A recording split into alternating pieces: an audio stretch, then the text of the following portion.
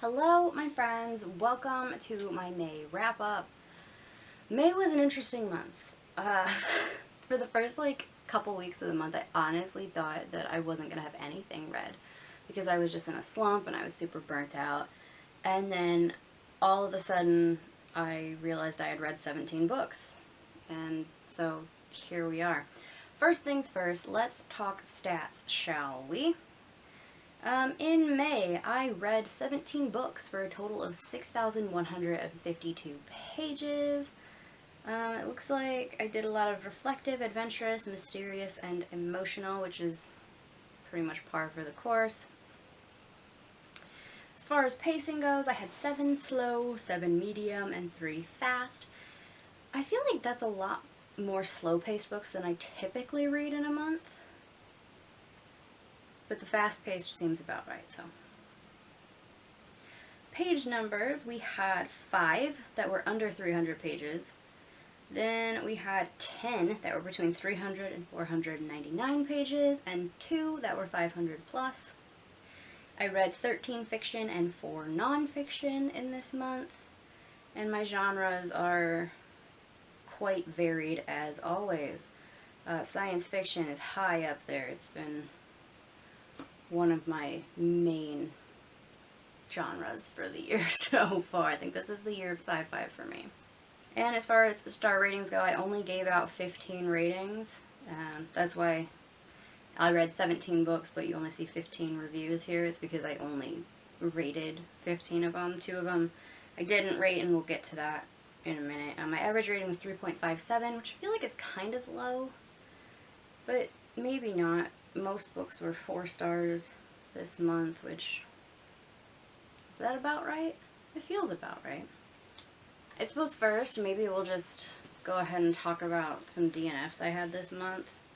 A lot of things just weren't working out for me. The Glass Hotel by Emily St. John Mandel.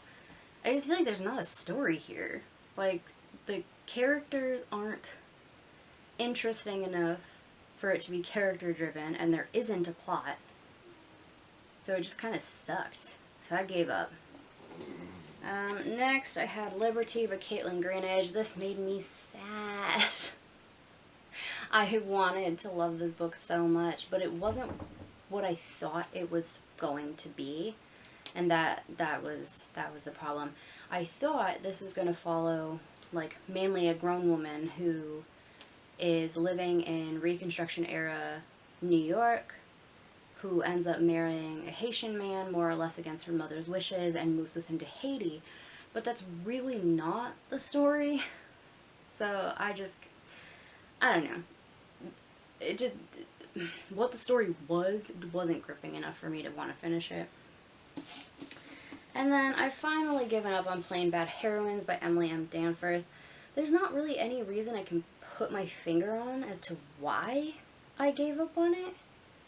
I just wasn't enjoying it, and I never felt compelled to pick it back up. Partly, I think, is because I was expecting to have more of the historical side of things. So let me just give you a basic synopsis. It's supposed to follow the story of these 2 young girls who were living in this boarding school. They died rather tragically, and they had been rather obsessed with this author and this book. And a lot of the people at the school thought, their obsession was evil. And, more or less that they deserved to die, kind of. And then we're also following, a present-day point of view, which is there's a film being made based on a book that was written about those girls' stories. We have way more of the present day because we have 3 character point of views in present day, all surrounding the making of this movie. And I just don't care. So that was sad. If we had had more of the historical aspect and more of the main girls who the whole thing supposedly centers on, I would have enjoyed this a lot more, I think. Next for the month, let's talk about the reading vlog I did with reading Indigenous authors. It did not go that well. But we'll start it out on a high note. Tanya Tagaq, Split Tooth. This was really good. I didn't rate this because I'm so conflicted as to how I feel about it, because the writing, beautiful. The poetry, I don't even like poetry, and I found it to be just so well done. It was beautifully written. It really, like, made you feel. But then there were other aspects of this book that I did not like. So I just don't know where I land on it at the end of the day. I do recommend it if you're interested in reading it. It's kind of a coming-of-age story of this Indigenous girl living in Nunavut in the 1970s. But that's not, like, all it is. I don't know. If you're interested in it, pick it up. If not, like, you're really not missing out if you're not already interested. Does that make sense? I don't know. Then I read The Removed by Brandon Hobson. I gave this 2 stars because it felt like an early draft. It's supposed to be about a family dealing with grief. 15 years prior, their son had been killed in a police shooting, and they just don't seem to have ever fully recovered. But it's one of those where so many interesting things were brought to the table, and then nothing was done with them. The issue with the police shooting, like, we got a couple of lackluster confrontations that eventually, like, in the end led to nowhere and really didn't make that much sense. One of the members of the family, the youngest son, he is a drug addict and has a suicide attempt, but that never really gets resolved either. Like, there's just a lot going on and nothing happens with it. And so for that reason, I just couldn't rate it very highly. It started out so strong, and then, like, nothing, it just fell flat. Then I read An Indigenous People's History of the United States by Roxanne Dunbar-Ortiz. I gave this 4 stars. I have kind of a long talk about it in my vlog, which I'll link, so if you want to go check that out, you can. It was very interesting, very well done, and very nice to have an alternate perspective than just what I was taught in school. But I did have a few kind of minor issues with it. But yeah, I recommend it overall. But because of those issues, I couldn't quite give it 5 stars. So if you're curious, I'll link that because I don't feel like talking all about it all again. Then the last book for that vlog was Elatsoe by Darcie Little Badger. I DNF'd this. I don't like it. Again, in that vlog, I explain all the details why. But basically what it boils down to is that this should have been a middle grade novel. The main character should have been 12, not 17, and it should have been marketed as middle grade because that is how it is written. The final book I read by Indigenous authors didn't quite make the vlog. I honestly hadn't intended to read it. I got a library card this month, and I was like, oh yeah, I could just check that out. And it was available, so I did. The Only Good Indians by Stephen Graham Jones. I gave this 3 stars. This is one of those where, like, it's supposed to be horror, and to me, in order to be truly effective as a horror novel, it needs to have really, really intense atmosphere. You really have to be able to feel the fear and the discomfort, you know? And I just never ever got that, and a lot of things seemed kind of ridiculous. And then there was, like, stuff that I just didn't understand what was going on. Like, we would switch to something else all of a sudden, and I was like, wait, what is this? What is happening? So I just didn't get on with it. I gave it 3 stars because in general, like, I think it's fine. It's just nothing that I'm really interested in rereading. It's nothing that I would highly recommend, and it's nothing that, like, really compels me to pick up anything else by the author. Next, I suppose we'll get into the sci-fi that I read. More here than I expected there to be.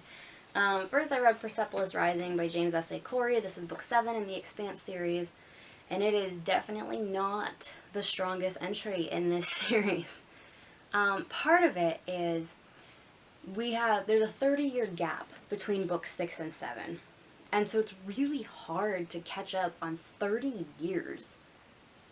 And so it just made a lot of, like, I just felt like I was slogging through the first half. But then the second half picked up and it got better, and it was the same kind of intensity that I expect from this series. So, like, I was obviously going to finish it because it's freaking book 7. If I'm at book 7 in a series, I'm definitely getting through it. But I gave it 3 stars because it's definitely not my favorite. Next, I read Rosewater, as well as the Rosewater Insurrection, both by Tade Thompson.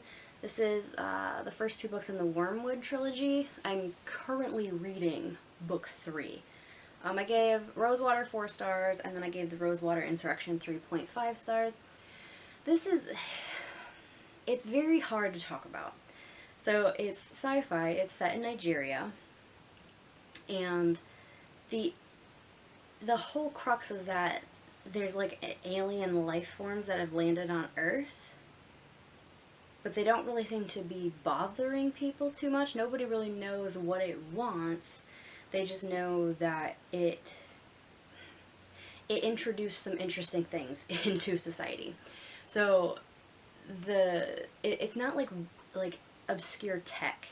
It's like fungus, and it essentially allows certain people to access the thoughts of other people. Very odd. It's one of those things where I feel like in the author's head, he can see it perfectly and it's fully formed. But to try and express that on the page was really difficult. So you kind of just have to like let the story take you. And by the end, you figure out what's going on. But there is a lot of confusion in the early chapters. And the same was true of the second book as well, which I wasn't quite expecting because I figured having read through the first book, I should be able to pretty much just be good, but it was just as confusing in the beginning of the second book, and I can tell you that the third book, the beginning, has confused the crap out of me as well. However, by the time I got to the end with both books 1 and 2, I did know what was going on, and it's very fast-paced. So it's like, the plot pulls you in and really just keeps you progressing through the story, which is nice. Next, we have The First Sister by Linden A. Lewis. I gave this 5 stars. It was so good. I just want to read the little author bio because I thought it was so cool. Linden A. Lewis is a queer writer and world wanderer currently living in Madrid with a couple of American cats who have little kitty passports. Before becoming a full-time writer, Linden held many jobs, including playing a walker on the 2nd ever episode of The Walking Dead. Tall and tattooed, Linden exists only because society has stopped burning witches. I love that. Okay. So this story is, I guess it's kind of complex. There's a lot going on here. It takes place in space. We have 2 different factions, as is normally the case. On the one hand, it's very centered on religion. They worship, like, the mother, and there are young girls who get inducted into this order. They are mostly chosen if they are beautiful, because their purpose is to comfort men.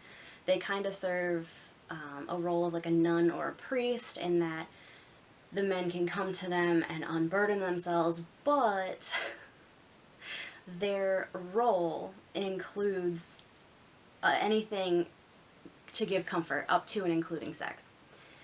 The other thing here is that they strip the women of their voices. They are not allowed to speak, they are not allowed to write. They have a sign language that they are allowed to use with the other women who are in their role.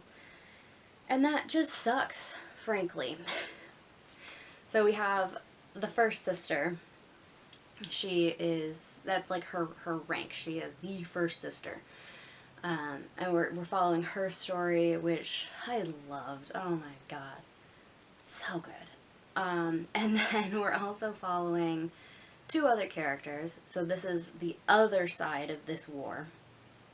They are called duelists. Basically, they send them in pairs, and they have been fighting together since they were children. And so they can pretty much predict each other's movements, and it makes them very effective as a fighting team. So we're following Leto and Hero. They were on this, I don't know if it was a planet or an asteroid, it doesn't matter. They lost this stronghold. They were the only 2 who managed to make it out alive. They were punished for it. And now things have moved on a little bit, and Hero has failed at their assignment, and Leto has been tasked with killing Hero, which is not going to be an easy thing for him to do. So we're following Leto. We have like his point of view, and then Hero, what we have is they have done like recordings because they wanted to tell Leto their story and why they did the things that they did, in hopes that Leto will understand. It was really heart-wrenching, honestly, because their relationship was so, it never even seemed to be like sexual in nature. They just loved each other and cared for each other, and that kind of a close-knit, tight friendship really always gets me. And this was just, it was so fast-paced. There were things that happened that I didn't see coming, but once they were there, it was so clear to me that that's what the author had been building to this entire time, and I am so excited to continue with this series. The last sci-fi book I read was not that good. Artemis by Andy Weir. Okay, it's not the worst thing I've ever read, I will give it that. I enjoyed the plot. I don't understand why Andy Weir chose to make his main character in this female, because Jazz is just like every other male character he's written. She doesn't really read as female. It was very odd. It was an odd choice, not to mention she is from Saudi Arabia, and I just have a thing with white men writing brown women. It just feels odd to me. I don't understand why that was the choice that was made, but okay. I don't know. This is definitely not Andy Weir's best work. Did I have a reasonably good time reading it? Yeah, I didn't hate it. I finished it. And I think that this showcases a different side of Andy Weir's knowledge. Like, I believe he's an engineer, and so he got to really show how much he knows about engineering in this book, more so than in other ones. So I ended up giving it 2 stars. The science was as sound as someone who barely knows anything can determine. But I don't know. The story just wasn't as good as Project Hail Mary, and from what people have said, it's just not as good as The Martian. I haven't read The Martian, although I want to. But yeah, I don't know. Too many issues with this to really rate it highly. Alright, let's roll into some other nonfiction. I mentioned the one in my Indigenous Authors blog, or that section of this video. But then I read 3 other ones. One was a short story. And honestly, I didn't realize going into it that it was nonfiction. I thought it was just like a short story, like thriller. No, it was nonfiction. The Woman in the Strongbox by Maureen O'Hagan. I gave this 4 stars because I thought it was quite well written, especially once I realized it was nonfiction. So Amazon Prime has these like collections that you can read for free, and a lot of them are like short story collections. I read, it was a sci-fi collection. I can't remember what it was called. This one is the Missing collection, and I'm guessing based on this that the rest of them in this collection are also short stories based on true missing persons cases. This book was, it was good, especially, like I said, once I figured out it was nonfiction. It was about a woman who dies, and then her husband realizes that, like, he didn't actually know who she was. She'd been living under an assumed identity this entire time. And it's just kind of the author's search for trying to figure out who the heck this person was and where she came from. The next book I read was Les Parisiennes, How the Women of Paris Lived, Loved, and Died Under Nazi Occupation by Sebba. I ended up giving this 3 stars. But for a lot of the book, I think it would have been more like 4 stars. This is very wide in scope, and I don't think audio is the best way to read this book because there are so many different people introduced, and it's hard to keep track of who is who because we do go back and revisit these people later on. So for me, I don't tend to like nonfiction that's quite so far-reaching just because it's hard for me to really get a grasp on what's happening because I'm too busy trying to keep track of all these different people. So for that reason, it was never going to be a 5-star read for me. And it ended up being a 3-star because by the time we got to the end, there was like a whole chunk that was just like about how various American women who visited Paris after the war felt about the city, and I was like, who cares? Why do I care what American people who weren't even there when it was under Nazi occupation, like, think about the city? Like, and why do we have to introduce Americans' opinions into every damn book? Honestly, it just bothered me. I ended up just, like, skipping through that last, because I didn't care. That wasn't what was sold to me. That wasn't what the topic of the book was. So aside from that, great book. Just maybe skip that last section. The final book, or nonfiction book, that I read this month was The Six Wives of Henry VIII by Alison Weir. Alison Weir, honestly, I definitely think her nonfiction is better than her fiction. That's not to say I don't enjoy her fiction. I just feel like her nonfiction is done better, and I feel it's more consistent. It was really well done. Now, was it, like, particularly new information? No.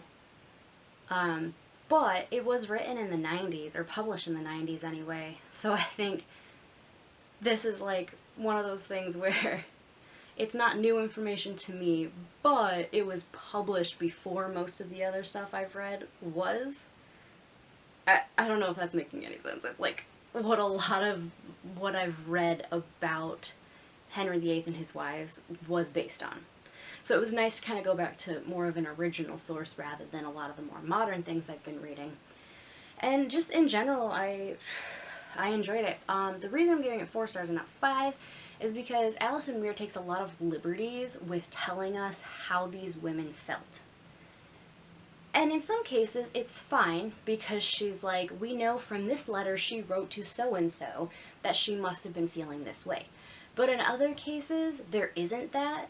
She just is attributing these feelings that we have no evidence for how they were feeling.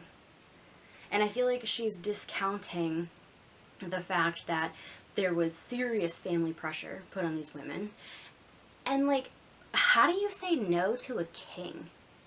So, like, even if they didn't really want to be there, like Jane Seymour, for example, we don't know that she was thrilled to be there and that she was just as cunning as Anne Boleyn.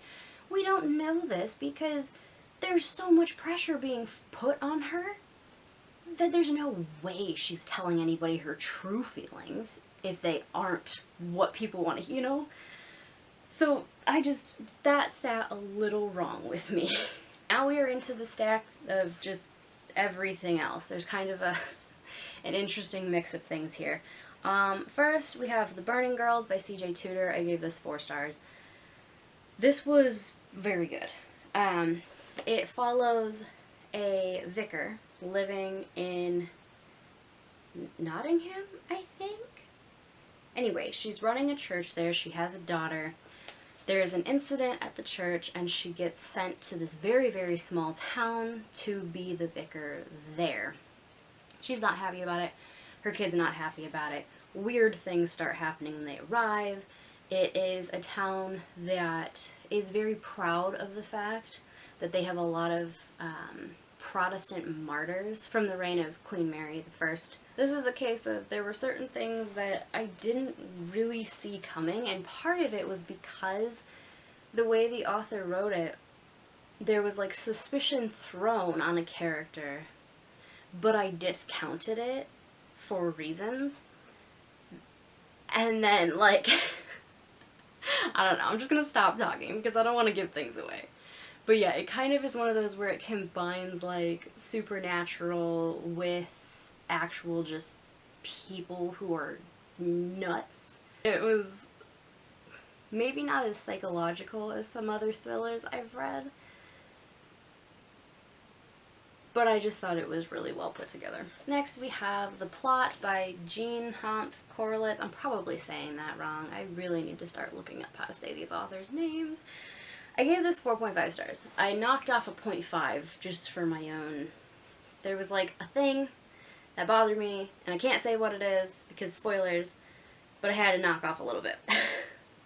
So the basic plot here is that there's this, he's kind of like a failed author. His debut made some waves, and then nothing else he wrote was any good, really. He is now a professor at this creative arts MFA program, and he has this student who he despises because he is kind of a jackass, frankly. But the student tells him the plot for this novel that he's working on, and the instructor is just, he's blown away. So years go by, and he doesn't see this book come out, and he's like, no, this is the type of book that's going to make waves. So he does some research, and he realizes that the student was killed. And so now he's sitting there, and he's thinking, this plot is never going to be written. So he steals the plot, and he writes the book. But then some things come to light, and it turns out that maybe, just maybe, said student was killed because the plot was not entirely fiction. And somebody out there didn't want this book to be written. This was very good. I really recommend reading this if you're interested at all. I don't know why more people aren't talking about this. It was fascinating. Next I have Honey Girl by Morgan Rogers. Okay, so I'm gonna start by saying I didn't rate this. And the reason I didn't rate it was because I had some issues with the writing, but this book evoked so many feelings in me, and it really had me questioning so much about myself and my life. And because of that, I wanted to give it 5 stars, but I didn't think I could honestly say it was a 5-star read because of the problems I had with the writing. So I just settled for not reading it. This is a book about a woman, her name is Grace Porter. She had a plan, and she was going to follow through that plan. Well, she reaches the end of her plan, which was to obtain her PhD in astronomy, and she's like, now what? Anyway, to celebrate getting her PhD, she ends up going to Las Vegas, and she ends up marrying a woman she meets there. Just drunken night, you know. While she goes back home, life is not going any easier. She is not just a woman in the sciences, she is a woman of color in the sciences, and that it just makes things harder. And this job that she was supposed to get, she had been bred for, essentially, didn't work out. And she's definitely just at loose ends. She doesn't know what to do. She more or less runs off to New York to go stay with the woman that she married. And they quickly realize that the feelings that started on that drunken night in Vegas are only growing. The friendships in this book are phenomenal. There is so much humor. I loved this a lot. The diversity is just... It's diversity that's well done without being shoved in your face to make it be like, look how diverse my book is. It just generally depicts what the world is like. And I loved that. Please read this book. I don't even like contemporary fiction that skewed toward romance, I guess, but I loved this. Ugh. Next, I suppose we'll talk about Where Dreams Descend by Janella Angeles. I gave this 2 stars for several reasons. One, because nothing happens. It's basically like reading a whole bunch of prologue. I just don't understand why they split it into 2 books, because I think I haven't read the second book, obviously, because it hasn't come out yet, but based on how much unnecessary nothing was in this book, I feel certain it could have been a standalone. However, I like the characters. So I want to read the next book because I want to know what happens. Although as I'm saying this, I'm realizing I don't remember that much about it, which tells me that the plot was actually fairly forgettable. So maybe I won't read it after all. The final book I want to talk about, I honestly just want to scream about this book from the rooftops because it was so good. Love and Color, Mythical Tales from Around the World, retold by Bolu Babalola. This is so good. I don't even typically... Well, okay, I'm very hit or miss with short story collections. It's not my favorite thing, it's not something I look for, and it's really just depends. Sometimes I love them, sometimes I hate them. I loved this so much. Now, not each and every story in here is created equal. Even the ones I didn't like, I still liked. It's like pizza. Even when it's bad, it's still good. Please go read this book. Okay, so it's mostly like West African folklore, mythology, things like that retold. And oh my god, not only was it interesting because I went and looked up the original stories, but it was just such a nice change from just Greek and Roman myth being retold. Although there are a couple in here, but it was mainly focused on, I'm pretty sure it was West African folklore is what it said. And then at the end, there are 3 new stories that the author just wrote, and those were just as good. It was like each story was in itself enough. It completed what needed to be told, and it was heartwarming and beautiful, and I enjoyed it. But I also feel like I could have read a full-length novel based on the characters in each and every story. Just wonderful. This really was just, it's on my list for favorite books of the year already. Oh my god, we are done. This was supposed to be a month in which I was like, oh, I read 6 books and here they are. No, that just doesn't happen for me. It is what it is. Let me know, as always, all your thoughts about all these books in the comments. I'm always curious to hear if we have the same opinion, if we have different opinions. Just let me know, all the things. Thank you for watching. I hope to see you soon. Bye.